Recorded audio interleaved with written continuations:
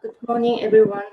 Uh, my name is Naoko Kumagai, the Vice President of Global Peace Building Association of Japan.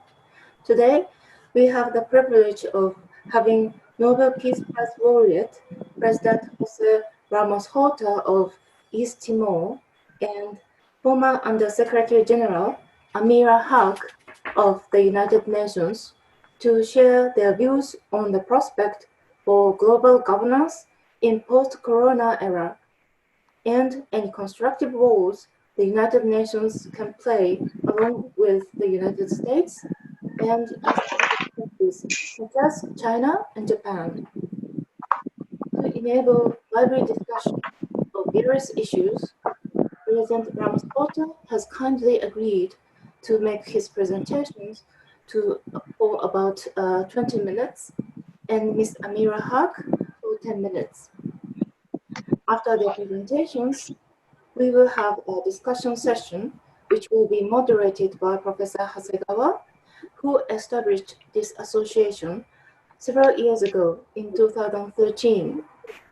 Now I'm most honored to request President Ramos Horta to provide us with his views and thoughts. Ms. Ramos Horta, please. Thank you.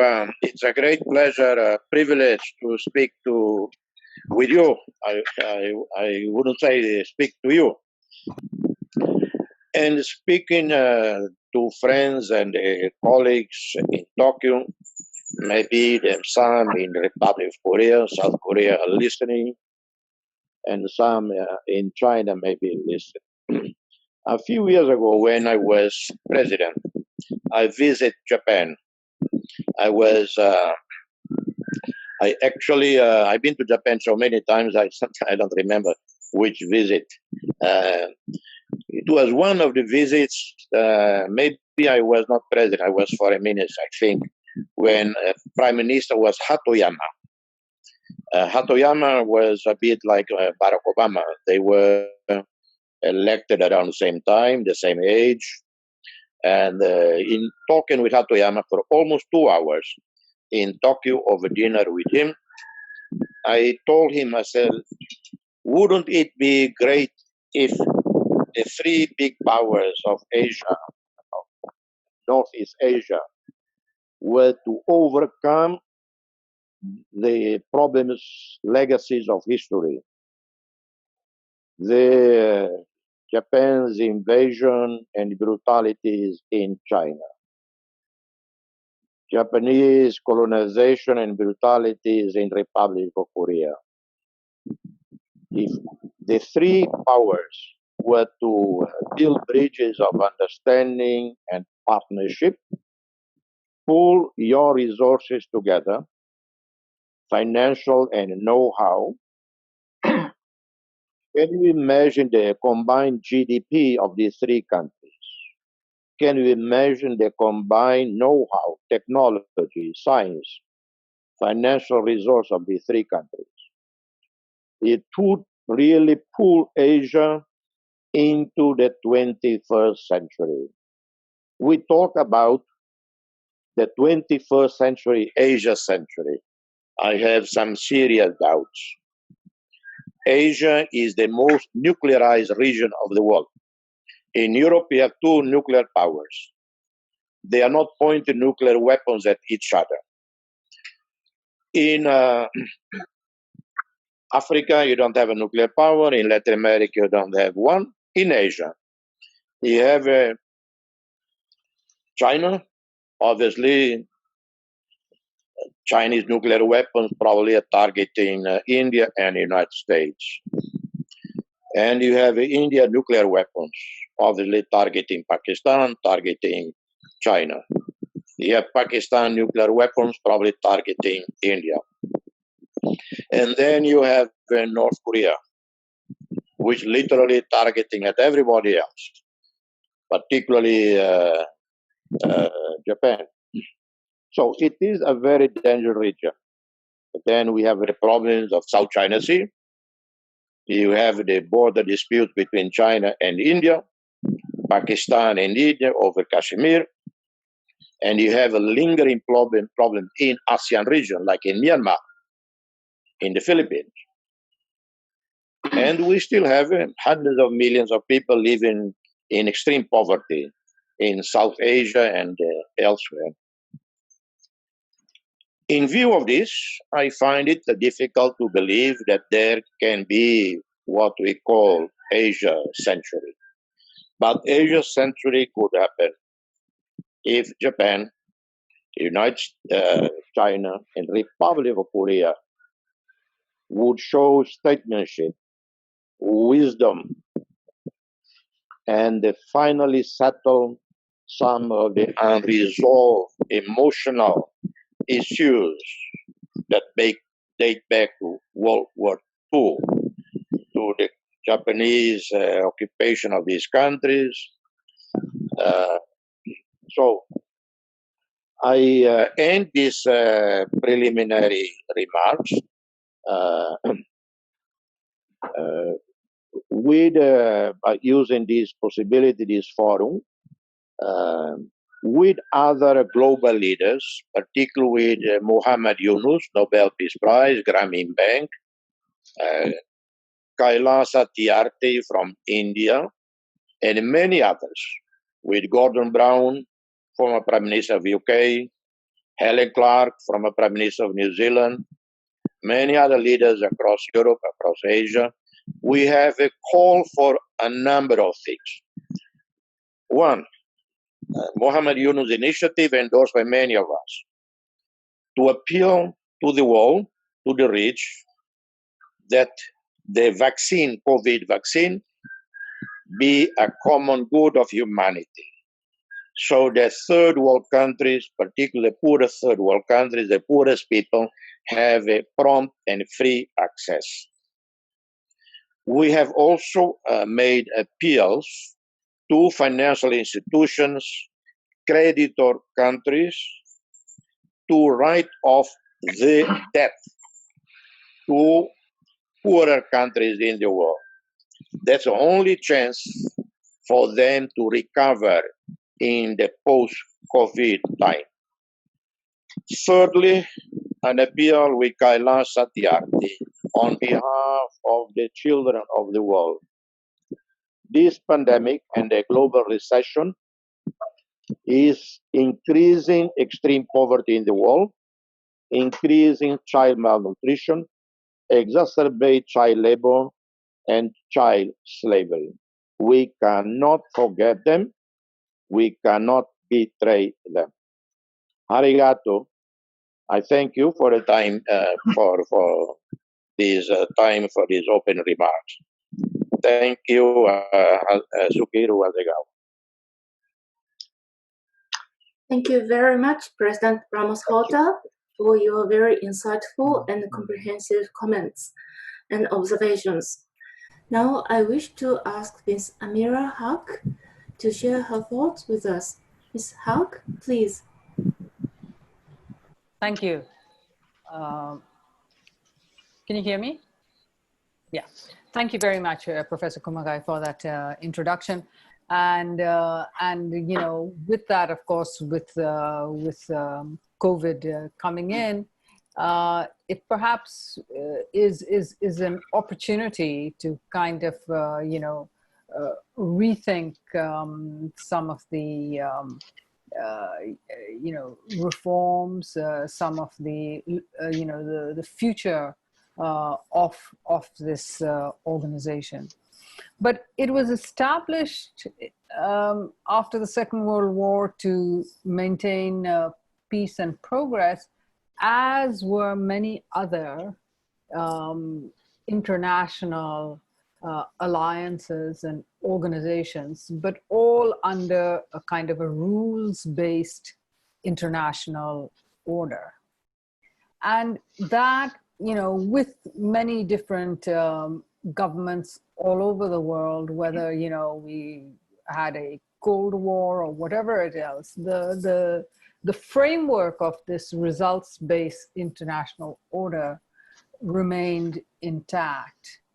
But I think what's very worrying for us now in today's day is to see that the challenge to this rules-based international order, that many leaders, but even more worrying than the leaders themselves, is that many citizens in these countries where we have these leaders they're influenced, and people tend to look inward. They're looking inwards. This pandemic, sort of by accident, has also made us become more isolationist, in a manner of preventing the pandemic, but kind of feeds in to that inward-looking posture. And of course, as Jose mentioned, the economic crisis, the impact on poverty, the fact that 170 countries, the IMF recently put out a report, 170 countries are going to be poorer at the end of 2020 than they were at the beginning of 2020. So all of this has amplified that the UN itself, but even more important, multilateralism is in a crisis. And I think that is, cause for deep reflection and cause for, a lot of debate, but also perhaps to look at opportunities that are presented in terms of how some of it can be reformed. Let me just touch very briefly on where I think, and this I address particularly to all of you in, from your particular Japanese point of view, where I feel that there are opportunities here in terms of a post-COVID environment. And that, this COVID environment, I think, prompt many moves to reduce global connectedness. Just like we're having this Zoom meeting, I think in terms of travel, trade, financial, digital, and data flows, much will be reduced. So I think the goal is not to promote deglobalization, but I think where Japan has a strong role to play and to advocate for is to build greater robustness in this system. And so, in the globalization era, I think the world developed kind of central hubs, whether a particular country was a manufacturing hub, a particular country was a financial hub, a particular country, in whichever ways they were hubs. What we've seen in this kind of COVID pandemic is that these central hubs can then become choke points. So I think how we look at deglobalization to ensure that single failures do not cascade into a systemic collapse. And so therefore, how do we ensure risk reduction through diversification? And that means some reshoring or some deconcentration, as those concentrations were built up during globalization. And this may bring about a better model of globalization, because I think one of the ways that we need to look at is that a major crisis often opens up political space for radical reform. And I started out by referring to this article that I read only this morning, written by Jeffrey Feltman, who also talked about what Jose mentioned, the inequalities between countries are growing, that in the post-World War I, we saw an abdication of responsibility, but in post-World War II, we had a leadership style and creativity that promoted progress and emphasized the maintenance of peace. And now, of course, we have a system even within a multilateral system where we don't rely on just governments alone, but that businesses, civil society, and others play an important role. And if some kind of consensus on larger issues can be reached with these different communities, business communities, civil societies, and governments, then the UN is the only body that can endorse global applicability. So I think, whilst a genuine comprehensive reform of the UN is possibly out of reach, as Jeff Feldman said, he said that the UN's replacement or abolition of the UN is far worse. And so let me leave you with that. Thank you.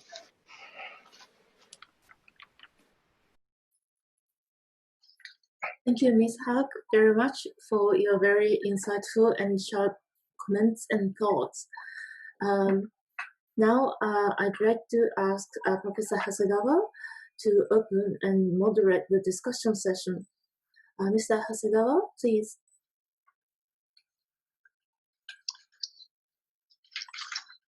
Thank you very much. I think we had an excellent presentation by President José Ramos Horta and Amerrah Haq. Thank you so much. I now would like to invite two ambassadors, Ambassador Yamamoto and Ambassador Komizo, to perhaps even comment on the presentations made by President José Ramos Horta and Amerrah Haq, as well as their own thoughts. Maybe if you could make your comments in about 5-6 minutes so that we can have more discussion. So first, I'd like to invite Ambassador Yamamoto, who was a special representative of Secretary General in Afghanistan, but he was also a Japanese ambassador to UNESCO and also the minister, counselor in Washington. So Ambassador Yamamoto, please. United Nations has not been able to offer that. Unfortunate, because Security Council debate tackles the issues at hand. It does not offer opportunity to look at fundamental issues. What we should be doing. What is it that the United Nations should be addressing in order to prepare for the future? Whether our system is appropriate. The debate over the reform of Security Council is, we all know, completely being overtaken by the interest of national interests of the countries, not about the interest of the international order of the future of the mankind. We don't have an opportunity or particular council or occasion, forum, to really to look at the strategic issue. I had we were discussing this with some other people, and then we had the idea of creating a new council to look at, say, global issues, where countries, representative countries, but countries who are actually able to deliver and who are the sort of key drivers of key issues, can actually discuss these issues more fundamentally without heed to their national interest, but trying to really to assess and find solution to these fundamental issues such as pandemic and climate change. We know that this has been tested, but I think there has to be a smaller group of countries, just like the Security Council, but a bit bigger, perhaps, a bit bigger than maybe G20 even, to enable real issues to be discussed. United Nations is the only organization in the world who can garner support of experts from around the globe. Yes, go ahead. What do you suggest that China, Japan, and Korea should cooperate? How can the three countries cooperate? How to overcome? Yeah. It is very frustrating as a small country, as vulnerable country, like many others in the region or in the world, very frustrating to see the inability of China, Japan, and Republic of Korea to forge a strong partnership. Maybe they should put aside, because, in diplomacy, if you have a very tricky emotional issue, maybe you put it aside, try to resolve on another track. Focus on what you can agree with, and how China, Japan, and the South Korea can pool their knowledge, their financial resources to East Asia and Africa, but started in Asia. How to eliminate completely extreme poverty in Asia. How to assist countries in Asia to clean up the environment, to improve education systems, health system. Maybe one lesson after COVID is for China, Japan, Korea, to assist the poorer countries in Asia and others, that are not so poor but still have some problems in medical care, medical sector. How for Asia to be better prepared for any future pandemic? How can we build more effective regional mechanisms, coordinate the mechanisms for Asia to tackle together pandemic? Look at the situation right now. I don't see much coordination among ASEAN countries on the pandemic. I don't see much coordination in South Asia on the pandemic. Each country for itself. So maybe, one lesson is Asia to come together. But it's a mistake, and I'm making this mistake. I keep talking about China, Japan, and Korea, but there is India. We cannot leave India out of this, map of the geopolitical map. So how these four countries, can work together first to truly stabilize Asia, no threat of war. How can they address extreme poverty in Asia, clean water for everybody in Asia, vaccines for everybody in Asia, the best medical research centers in Asia, for the whole of Asia? That should be the agenda of China, of Japan, South Korea, and India. Instead of these countries keep on making more nuclear weapons, building more nuclear arsenals, spending more money on standing armies. To fight what? The weapons, the bombs you have, enough to destroy whole of Asia. So he's really show absolute lack of leadership, of vision for countries. Their knee-jerk reaction is more weapons, more nuclear weapons. I think that's a profound, very, very important message that you are giving. Thank you so much. I think what you are suggesting is that East Asian countries, China, Japan, Korea, as well as India, should be able to unite in a partnership and to show to the entire world that we have an alternative way to bring about the end to COVID-19, but also better cooperation centered around the United Nations. President José Ramos Horta, thank you so much for your making your time available. And I would like to thank you for coming. Obrigado, Barack. Thank you. Thank you very much. Arigato gozaimasu. Thank you so Thank much. you. Yeah, great. Thank you. So may I just go back to briefly to Ambassador Komizo and to make a comment in about 5 minutes. There will be a bell ring after 4 minutes, so you have you have 1 more minute. Thank you, Ambassador Komizo. The key need to fulfill local and national demand, like President Ramos Horta was trying to address can be transformed to the respect of diversity and global efforts to jointly create greater solutions that aim not to leave anybody behind. So this is just a mindset of the leaders and people. And pandemic challenge may lead to increased respect for professional wisdom by political leaders, like doctors and other people. And what is needed, I think the key is to join force with others to overcome bad habit of lack of cooperation to tackle global challenges, not the blaming of other countries and people. Current global challenges seem to require global response beyond individual differences of interest. It also requires a shift of security framework from predominantly national-based security into human security or security for humankind.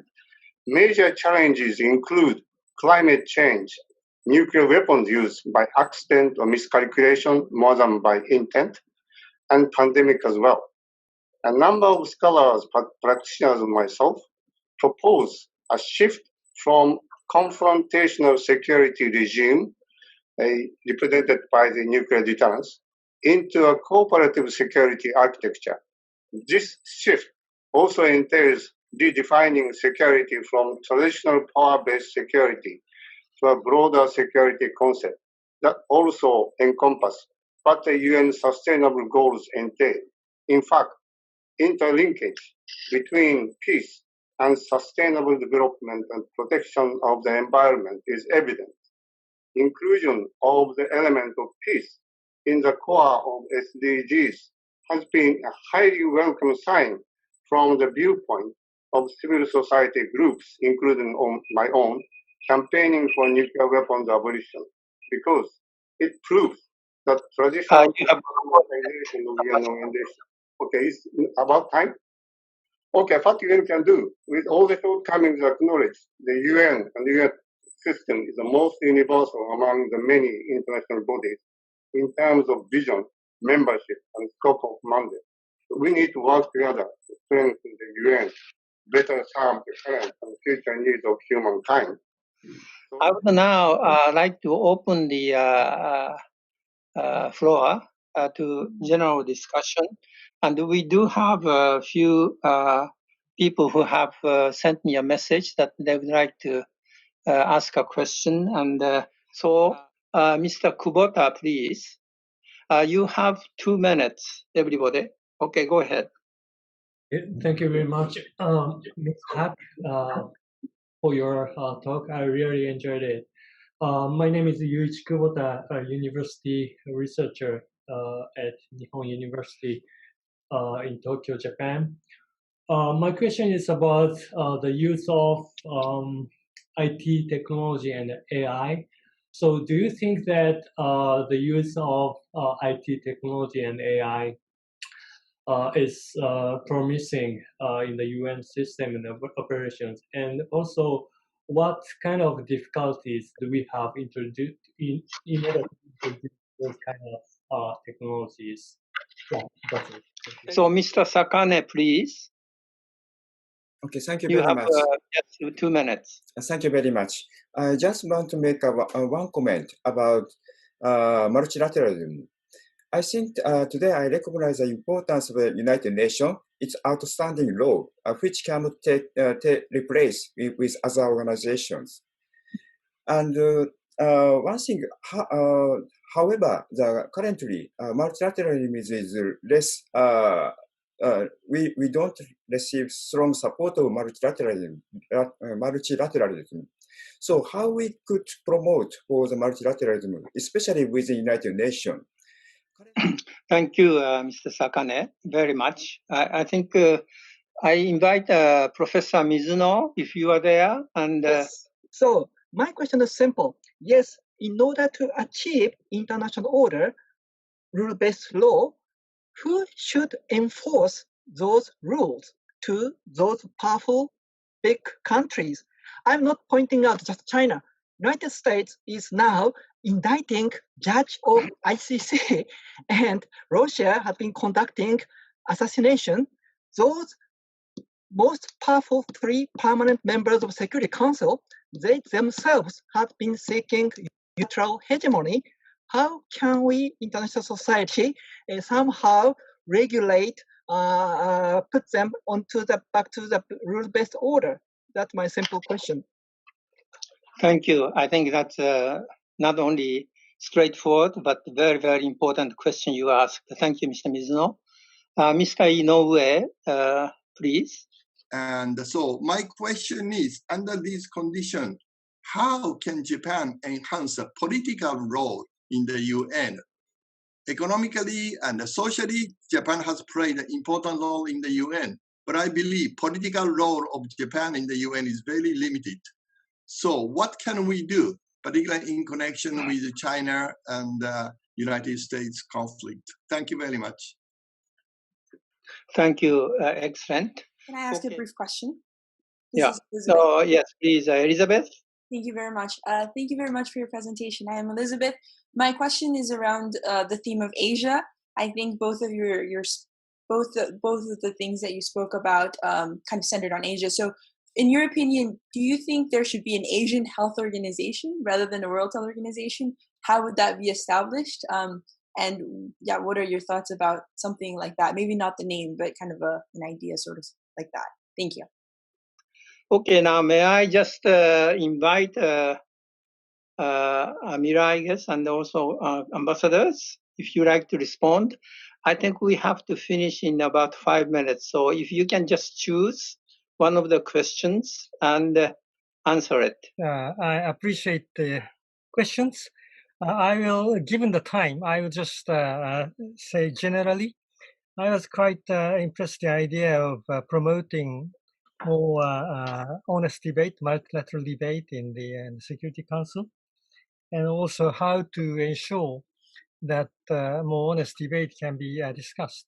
I think there was actually an article in The Economist about 3 or 4 weeks ago that it's called International Disorder, a kind of ironic name.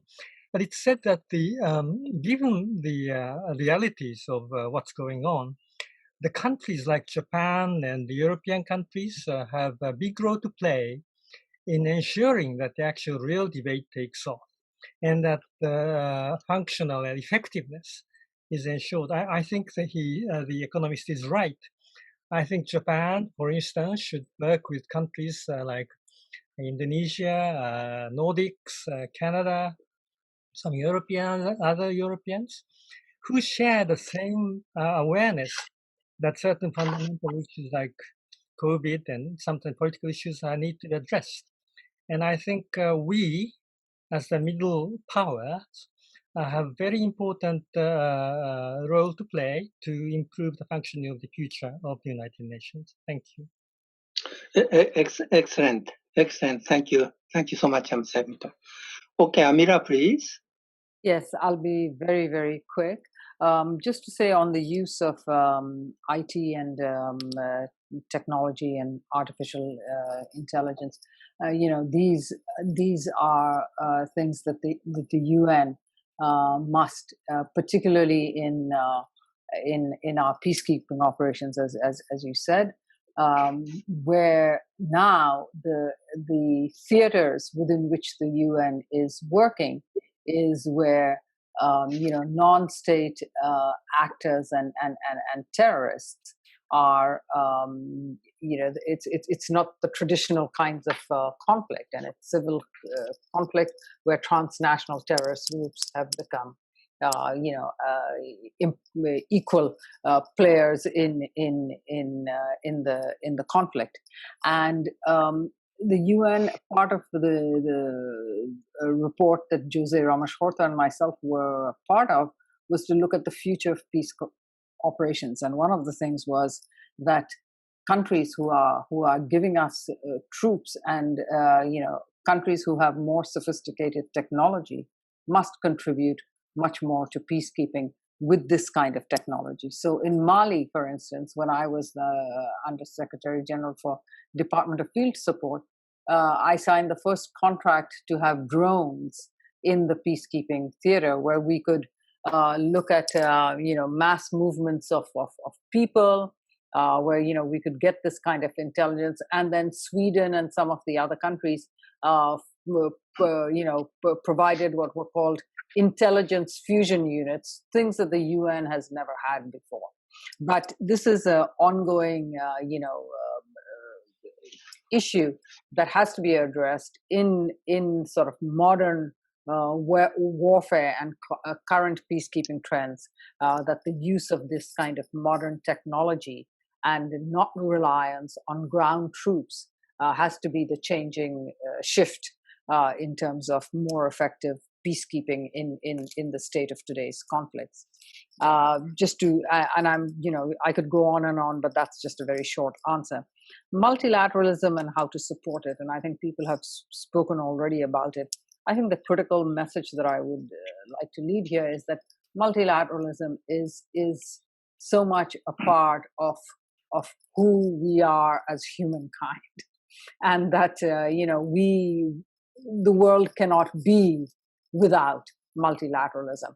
So when you talk about that it resides in empathy and sympathy that people feel, and I think people react to seeing refugees of various sorts, as you say.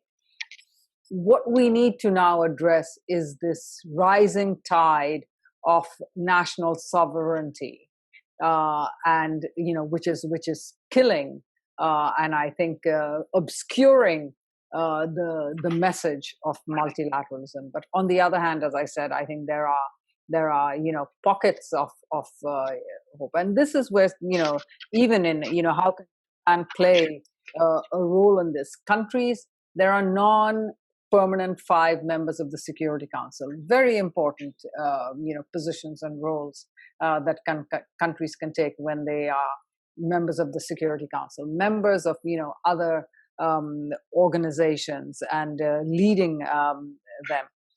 So these kinds of alliances very important to pick up and to make active the compelling reasons for multilateralism, particularly in today's world and the impending crisis that we face, not only perhaps in future pandemics, but as I've said, in climate change and many other issues coming up. ASEAN, for example, has health coalitions for regional organizations. There are many scientific associations, professional associations. But the question about WHO, yes, I recall very much in Ebola, in the earliest things in trying to get the West African countries to admit the cases of Ebola in their countries.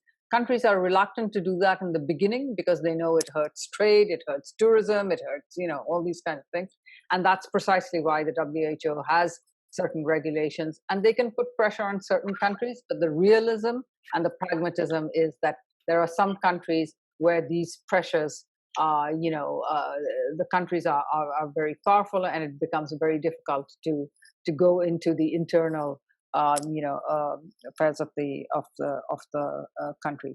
So let me, I think, leave this, and how can Japan play a political role? I think the ambassador addressed that a bit.